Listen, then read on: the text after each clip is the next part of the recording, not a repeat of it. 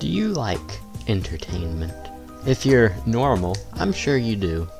In this day and age, people usually get their entertainment from some sort of website like YouTube or Twitch or some other website for like videos, you know, or like a streaming service for actual like television.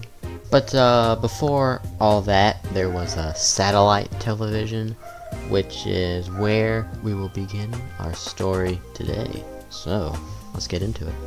On Sunday, April 27th, 1986, at approximately 12:32 a.m., during an airing of the film titled The Falcon and the Snowman, home box office, also known as HBO's satellite signal, was hijacked. Now, during this hijacking, an image was displayed on the screen, and this image was seen on the eastern coast of the United States, and this affected over half of the HBO's 14.6 million subscribers. So, what went down with this hijacking? Well, the hijacking lasted for around 4.5 minutes, and it displayed a image on the screen. Now, before I show you the image, take a guess. All right, this is a pretty famous story. So, what could have been displayed on the screen? Was it, did he kidnap the president? This guy? Is this an act of domestic terrorism? What is it? What's going on here? Well, let's take a look for ourselves. So this is what was displayed on that night. Good evening, HBO, from Captain Midnight. $12.95 a month. No way. Showtime Movie Channel. Beware. I can't think of anything much more sinister you could do with a broadcast hijacking. So the very next day after this hijacking, the FCC started an investigation, and one of the places on their short list was a little place called the Central Florida Teleport Uplink Station in Florida. So for a little while, the FCC had like nothing, pretty much, like nothing concrete, but something good would come to them when a tourist overheard someone on the phone bragging about the hijacking.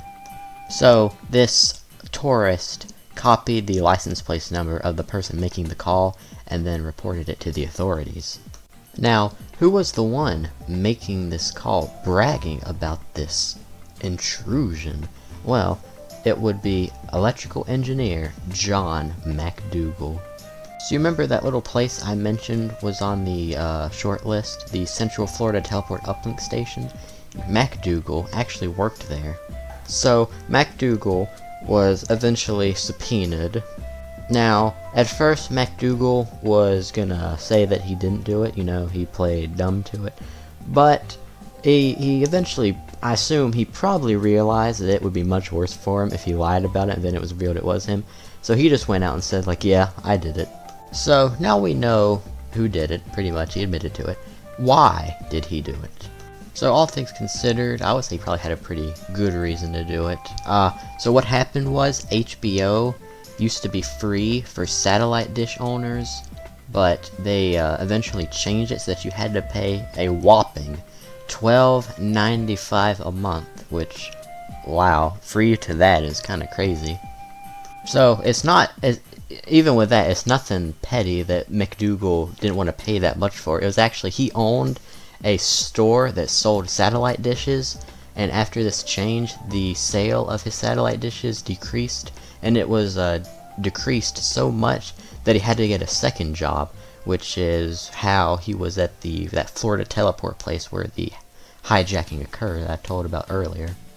So, now that you know what happened, who did it, why it happened, what was the punishment to McDougal? Well, he was charged with a $5,000 fine, 1 year probation, and a 1 year suspension of his amateur radio license. Now, all things considered, I would say he got off fairly lightly. Yeah, I mean, it could have been much worse. I mean, no prison time is pretty good. After this hijacking, the Congress passed the Electronics Communications Privacy Act, and this made satellite hijacking a felony, which, yeah, that's pretty interesting.